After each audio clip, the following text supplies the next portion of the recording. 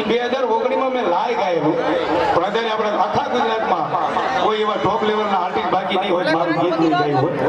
2003 હું મોજીલા મામા ગાયો હતો, કોઈ એવા કલાકાર નહીં હોય કે 2003 થી પછી કોઈ નહીં ગાયું હોય પ્રોગ્રામમાં. એટલે મને મેલડી મારીને માતાજીને એવી દયા છે કે 4-5 વર્ષે એક મોકો આપે એટલે પાછા 10 વર્ષ નીકળી જાય.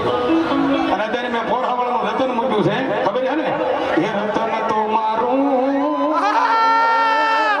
હવે પણ મારું લાલું આપાદ.